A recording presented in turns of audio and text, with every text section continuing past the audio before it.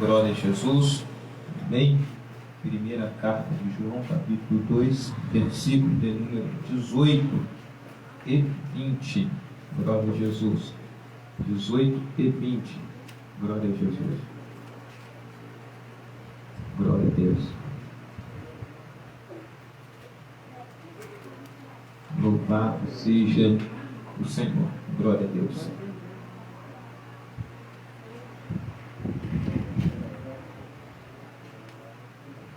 Primeira carta de João, capítulo 2, versículo 18. Primeira carta de João, capítulo 2, versículo 18. Glória a Deus. Louvado seja o nome do Senhor. Todos acharam? Digam amém. Diz assim o texto bíblico: Filhinhos, e é a última hora, e como vós ouvistes que o anticristo há de vir, e o mesmo agora há muitos anticristo, por isso sabemos que é a última hora. E vós tendes a unção do Santo, e sabeis todas as coisas. Vamos ler todos juntos o verso 20, todos juntos no 3. Bem, eu sei que a sua Bíblia pode estar um pouco diferente uma da outra, mas dentro de tudo o significado não vai ser muito diferente. Vamos lá no 3? 3. E vós...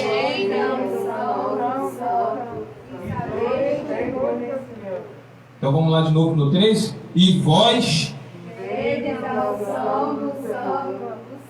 e sabei todas as coisas. Amém? Caimes crisma errete apotu hagio. Amém? Glória seja dada ao nome do Senhor. Glória a Deus. Né, Romário? Glória a Deus. Pode tomar assento, Romário. Adorando a Deus. Caimes crisma errete, né? Apotu hagios, né? E vós tendes, que é o verbo erro, errete, tendes a unção, crisma, né? Então a unção é crisma. Toda vez que você tem unção, você tem um crisma, um poder que vem do alto, um poder que não vem de você mesmo, um poder que vem de algum lugar, que emana de alguém que tem, de alguém que pode, de alguém que distingue, de alguém que dá. E João agora no capítulo de número 1, capítulo de número 2, verso de número 18, e na verdade no versículo 1 João vai começar a discorrer a carta do evangelista João. Ela vai discorrer sobre algumas orientações do que a igreja estava necessitando, e ele começa no versículo 20, assim como no versículo 1, falando com os paidia, com os filhos ou filhinhos. A palavra paidós vem de ensinamento, de ensino, que também vai orientar e vai dar origem à palavra filhinhos, né? E essa palavra paidia, filhinhos, é muito utilizada por João. João gosta de usar e olhar para as pessoas que estão ali e mostrar o amor, externando carinho, externando chamado, externando aquilo que Cristo estava fazendo. E ele começa a trazer algumas orientações,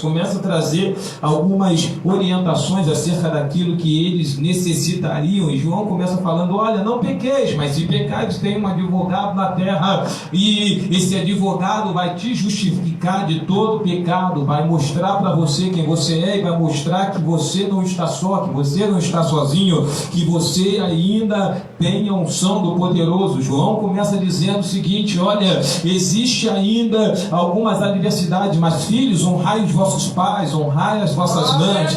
Então João começa a trazer um pano de fundo doutrinário, de ensinamento cristão acerca de alguns conhecimentos que a igreja necessitava. E quando eu olho para esse texto, eu vejo que é um texto muito atual, é um texto que mexe com a nossa atualidade, que mexe com a atualidade da igreja. A igreja ainda está no contexto dos filhinhos, ainda são os filhinhos amados do Senhor. Eu e você somos amados pelo Senhor. O Senhor ainda ama a sua igreja, ainda cuida da sua igreja, ainda zela pela sua igreja, ainda tem zelo pela sua casa. O Senhor ainda tem olhado para cada um de nós e falado: olha, eu continuo te amando, eu continuo demonstrando para você o meu chamado, a minha graça, a minha autoridade. Quando João ele escreve esse texto, ele está vivendo uma atualidade muito difícil, onde existiam muitos anticristos, ou seja, anticristo,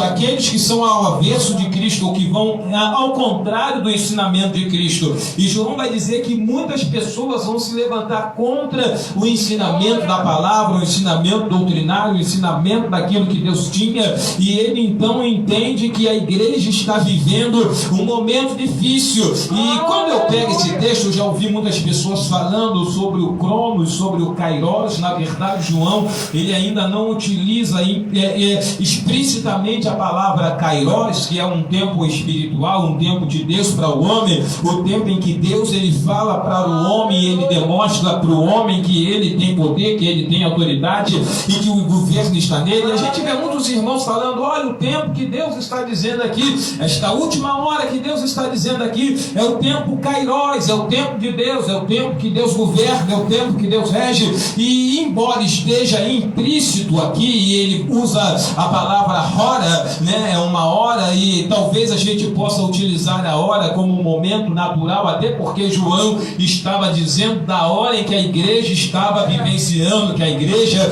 estava enfrentando. Mas quando nós trazemos essa palavra para a nossa atualidade, nós vamos ver que esse tempo passa um tempo espiritual, passa por uma doutrina espiritual, por um momento espiritual onde Deus está governando o momento, Deus está governando o tempo, Deus está regendo o tempo, Deus está guiando o tempo, Deus está trabalhando no tempo. E aí nós entendemos que a hora passa do domínio humano para o domínio de Deus. Ou seja, Deus ele começa a dizer: olha, a hora é minha, o momento é meu, sou eu quem governo, sou eu quem faço. Ainda que você esteja passando pelo momento difícil, ainda que você esteja passando pelo momento de adversidade, ainda que as coisas não estejam da maneira que você gostaria que estivesse, eu estou governando a tua casa, eu estou governando a sua vida, eu estou governando o seu ministério. E quando eu vejo isso, logo eu remeto o meu pensamento ao livro de Gênesis, o livro das origens, a um moço chamado Jacob, ou Jacó. Jacó é um moço que ele nasce um pouco depois do seu irmão, e ele perde o direito de primogenitura por alguns instantes de nascimento. Se ele nasce primeiro, logo Esaú não teria o direito de primogenitura e evitaria muitos problemas que nós vamos ver nessa família. Mas Deus ele complica para descomplicar, Wanda. Deus poderia falar: quem vai nascer primeiro é Isaac, porque eu já tenho obra, porque eu já tenho chamado, porque eu já tenho olhado para ele. Mas Deus permite que Jacó nasça depois de Esaú. Para quê? Para mostrar quem manda, para mostrar quem faz, para mostrar que o governo é dele, para mostrar que a hora é dele, que o tempo é dele, e que se ele faz facilitar a nossa vida, às vezes nós não vamos entender o que ele tem, nós não vamos entender da maneira que ele trabalha. Já parou para pensar que muitas coisas que acontecem conosco, nós olhamos depois de ter passado, depois de ter experimentado, depois de ter vivenciado, e falando: Deus, por que tu me permitiu passar por isso? E Deus olha para nós e fala: meu filho, porque o tempo é meu, a hora é minha, a maneira de executar é minha. E talvez se eu realizasse, Carlos, na sua vida, naquele momento, talvez você não valorizaria, talvez você não olharia nessa mesma ótica, nessa mesma visão. E eu entendo agora João escrevendo para esta igreja e falando: olha, não desista, não pare, mesmo no meio da problemática que está aparecendo, mesmo no meio de todo redemoinho, de todo vendamal, de tudo aquilo, de toda a prova, continue avançando, continue indo adiante, continue indo à frente, continue glorificando a Deus, permaneça no foco, permaneça no alvo, permaneça fitando seus olhos para o objetivo, permaneça olhando para o autor, permaneça olhando para o consumador, permaneça com os olhos voltados para aquele que chamou, permaneça caminhando na presença, porque ainda que falsos ensinamentos apareçam, ainda que falsos mestres se levantam, eu tenho uma palavra para você. João está olhando e falando: eu tenho uma palavra do alto para você. Você não tem uma unção do homem, você não tem um chamado do homem. Quem te chamou não foi o homem, quem te escolheu não foi o homem, quem te levantou não foi o homem.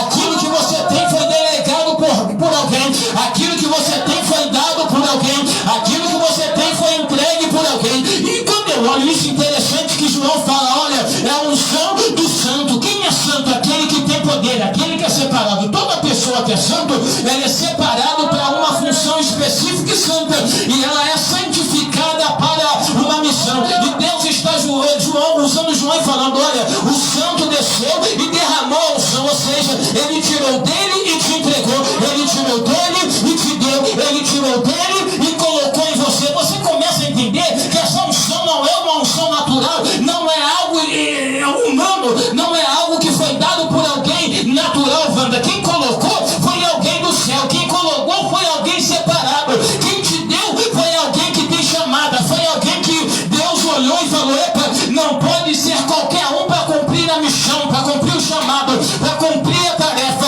Tem que ser alguém separado, alguém que não vai olhar para trás, alguém que vai se manter firme, alguém que vai continuar adorando. E diz o texto bíblico que Deus olha para a terra e não vê um homem sequer, não vê ninguém capaz, não vê ninguém que pode, não vê ninguém que consegue. E ele agora faz uma pergunta, e Deus é retórico, uma pergunta retórica. Por quê? Porque Deus pergunta sabendo da resposta. Deus pergunta sabendo o que quem vai responder e quem vai... E por que isso, pastor? Por que Deus faz uma pergunta retórica? Porque Ele é onisciente, Ele sabe de todas as coisas.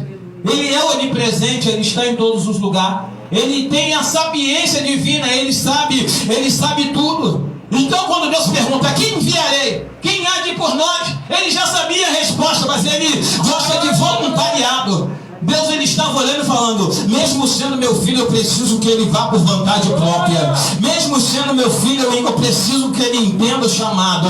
Mesmo sendo meu filho, eu preciso que ele entenda que tudo aquilo que vai acontecer na terra, eu não vou poder intervir. Ele vai chorar, ele vai sofrer, ele vai gemer, ele vai pagar preço, ele vai até me orar e falar, se possível for, passe de mim esse cálice, e eu não vou passar, mas ele vai se manter fiel, porque quem se voluntariou foi ele, quem se colocou na brecha foi ele, quem quis ir foi ele, quem olhou e falou, pode me enviar foi ele. Sabe o que eu entendo? Quando João fala, olha, essa crisma é do santo, essa unção é do santo, ele está falando, é daquele que se colocou na brecha e falou, eu vou descer, Pai, eu vou ir, Pai, porque existe alguém que precisa da minha palavra, existe alguém que precisa da sua misericórdia, existe uma igreja que vai ser chamada para fazer a tua obra. Sabe o que eu entendo? Aquele que desceu está olhando para mim, está olhando para você, está dizendo, eu tirei de mim e te dei, eu tirei de mim e coloquei dentro de você. O que você tem não é teu, o que você tem não foi emprestado por alguém que não pode, foi dado por mim mesmo para te capacitar para a obra.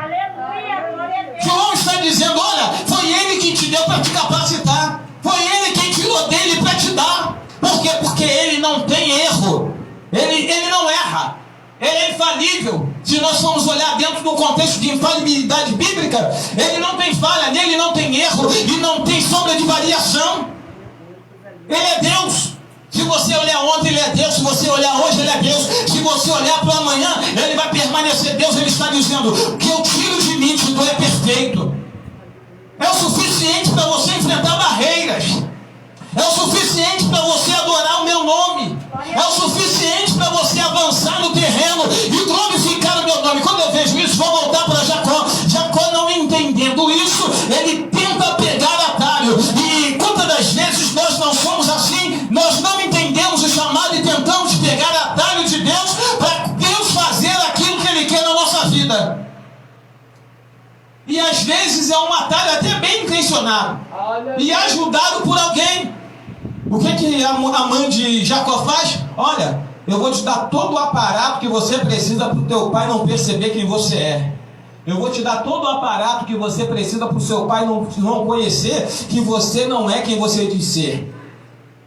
Mas chega um momento que aquilo que ele faz não dá certo e alguém descobre, ele tem que correr. ele tem que fugir. E para onde ele vai? Deus podia levar ele para muitos lugares antes de ir para Labão, mas ele vai para o deserto, porque deserto é lugar de nos experimentar, de nos aperfeiçoar. Tem gente que fala que deserto é lugar de prova. Não, no deserto você aprende a sobreviver. Quem passa no deserto e chega no oásis, soube sobreviver no deserto e pegou as melhores coisas do deserto para se manter vivo. Sabe o que eu entendo? Todo homem bíblico que passou no deserto, todo profeta, todo homem, toda mulher que você ver Deus falando, olha, caminhou no deserto, andou no deserto, pegou habilidades que não tinha antes, aprendeu algo que não tinha, passou a possuir algo que não tinha antes, porque no deserto é lugar de aprendizado, não é lugar só de provação. É no deserto que você vai passar a ter intimidade, é no deserto que nós vamos passar a depender mais e depender sem sabermos, sabe por quê?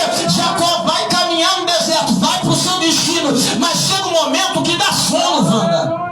Sono simboliza cansaço, fadiga. Chega um momento que ele olha e fala, não dá mais para andar, eu preciso parar, eu preciso descansar, eu preciso repousar, mesmo que seja por algum tempo, eu preciso. A hora de descansar chegou, a hora de parar e de armar uma tenda que eu não tenho chegou. Eu vou dormir no relento, mas eu vou dormir. Eu vou parar no relento, mas eu vou parar. Ainda que eu não tenha os aparatos necessários para acampar aqui, é aqui que eu vou parar. E eu fico olhando as adversidades do deserto, onde ele para, talvez teriam serpentes, escorpiões, cobras de diversas naturezas, e o texto não nos declara que ele estava com medo, porque quem tem sono dorme em qualquer lugar. O sono pega, e quando pega, você vê acidente de pessoas que estão dirigindo um veículo e do nada ela pisca, ela fala só assim, eu só pisquei, ela pensa que só piscou, mas já dormiu, perdeu a direção, bateu. Tem gente que senta e quando você está conversando, daqui a pouco a pessoa está fazendo assim, está dormindo, porque sono pega, e ele pega com violência, você para e não sabe mais aonde está, o que está acontecendo. Eu tenho um rapaz que trabalha comigo, nós estávamos numa reunião e nós estávamos lá onde o presbítero Júnior está sentado, lá no final do auditório, e o rapaz está dando a palestra e tal, e a gente está num lugar de destaque, e daqui a pouco eu vejo o camarada, ó. Aí eu dou um toque nele. Não dorme não, cara, o camarada está olhando a gente lá. Aí daqui a pouco ele, não, tá bom. Aí eu dei outro toque e ele, falei, calma, camarada, levanta, vai ali, lava o rosto ali para poder. Não, tá bom. 1 minuto depois. Aí eu bati nele, falei, vou mais te acordar não, agora tu vai cair no chão. Vou mais te acordar não, já 3 meses. Mas o interessante, por que o pastor está falando isso? O que você viu que eu fiz 3 vezes? E o que ele fez? Mas uma das vezes que eu acordei, o que eu fiz com ele? Vai lá e levanta e lava. E ele deu ouvido. Você está entendendo que às vezes Deus ele nos catuca e fala, olha, é hora de levantar, lava o rosto, é hora de você mudar a estratégia. Você está dormindo, rapaz, eu estou te acordando, moça, eu estou te acordando. Olha, igreja, eu estou te acordando. Olha, eu já te dei um catuque e você permanece da mesma maneira. Te dei outro catuque, você permanece da mesma maneira. Aí Deus olha para a gente e fala, está na hora de mudar a estratégia, está na hora de mudar o foco. Levanta, olha, caminha diferente, faz a obra diferente, adora diferente, louva diferente. E sabe o que nós fazemos?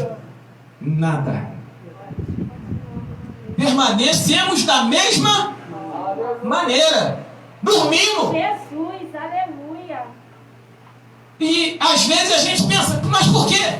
Porque não tomamos a atitude que deveríamos tomar, a ação que deveríamos tomar. Deus, Ele nos desperta, mas a ação de nos manter acesos é nossa. A ação de fazer aquilo que Deus Ele nos colocou para fazer é nossa. Como? Nos despertando, avançando, falando, eu estou aqui, Senhor. Eu preciso que o Senhor opere na minha vida. Eu preciso que o Senhor faça na minha vida. Porque eu já tenho algo que veio de Ti. Tu já me deu algo que eu não tinha, que por mim mesmo eu não tinha condições de receber. Quando eu, meu irmão, comecei a aprender grego, eu comecei a aprender algumas coisas, e quando eu olho os textos em grego, eu começo a ver coisas que, às vezes, nós naturalmente nós não conseguimos ver, porque quando eu falo do crisma, da unção, que você vai ver também, aí a unção, ela vai falar de muitas das vezes, a unção era para separar profeta, a unção era para separar reis, e a unção era para separar os sacerdotes, ou seja, unção tem que separar para alguma funcionalidade ou algo para um chamado específico. Deus não derrama unção para ninguém para não fazer nada. Deus não dá a unção para ninguém para simplesmente dar. Se Deus me deu unção, tem um objetivo. Se Deus colocou em mim algo dele, é porque eu tenho um chamado, eu tenho algo que eu preciso fazer na terra, que ele já colocou nas minhas mãos para fazer, e que eu preciso entender aquilo que ele me deu. Se Deus colocou em você, é porque é necessário você cumprir o chamado. É porque é necessário que você faça alguma coisa. E que dentro disso vai ter um preço. Dentro disso vai ter uma dificuldade. Você vê algum profeta bíblico que não chorou, que não sofreu? Talvez você possa se lembrar do profeta mais chorão da Bíblia, e que muitas das vezes nós pensamos que porque ele era chorão, ele não cumpriu o chamado. Que cabra corajoso, porque eu fico olhando, Deus olhando para ele e fala: olha, primeiro, você tem um chamado, não diga que tu és uma criança, porque aonde eu te mandar tu ir, tu irá. Não diga, olha, Deus olha e fala: tu não é criança, o pai dia, tu não é criança, caiu pai dia, você não é uma criança, você é um homem, você é alguém chamado, você é alguém que tem algo de mim, você é alguém que recebeu de mim, você é alguém que eu coloquei dentro de você aquilo que você não tem, e aonde eu te mandar você ir, você irá, você fará não a sua vontade, mas você fará a minha vontade, de maneira que meu nome será glorificado. A primeira coisa que Deus tira de Jeremias é a vontade própria, é o desejo dele de fazer o que ele quer. Deus está olhando para ele falando: ainda que você se ache incapaz, eu estou com você, e você vai cumprir o seu chamado, e vai fazer a minha obra, e vai glorificar o meu nome. Aleluia. Deus tira de Jeremias o desejo de fazer ou não fazer. Ele fala: olha, não diga que tu és, porque aonde eu te mandar você ir, você irá. Aleluia. O que Deus está falando? Você tem vontade própria? Quem é pai aqui? Levanta a mão os pais aí. Levanta aí. Cadê? Você não é pai não? Levanta a mão, rapaz. Não é pai não? Estava trocando, a mulher levantou no lugar dos Ué, homens. Você é pai e mãe. Pai que eu falo no sentido pai e mãe. Né? Quem é pai, muitas das vezes já usou essa frase: ó, você não tem querer.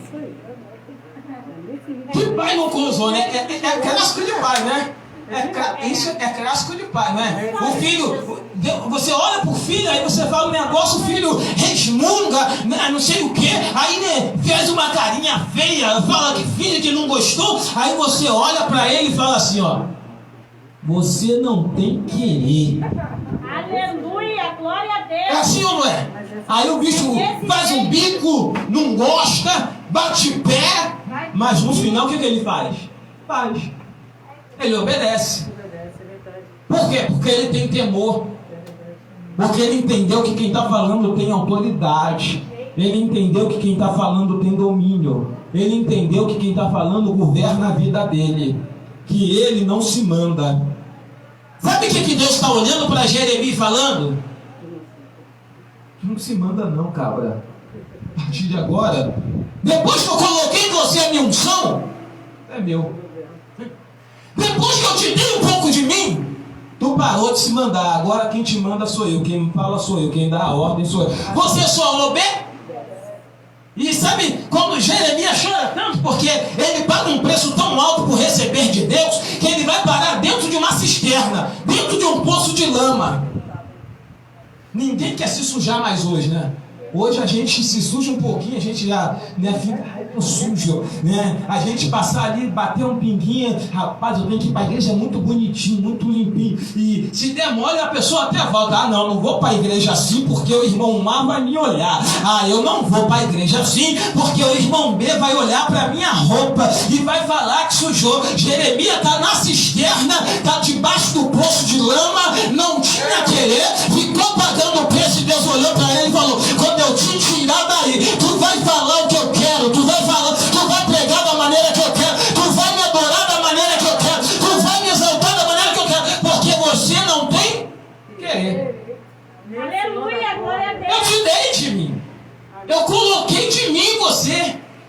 Eu tirei de mim e te dei. Ou seja, você é movido por mim. Você é movido por Deus. Você é movido pelo Espírito de Deus. E Deus tirou a unção dele e colocou em você, falando para você que mesmo no momento difícil, você ainda é dele. Mesmo no momento de dificuldade, mesmo quando as horas parecem difíceis, mesmo quando as adversidades se levantam, ele ainda governa a tua vida.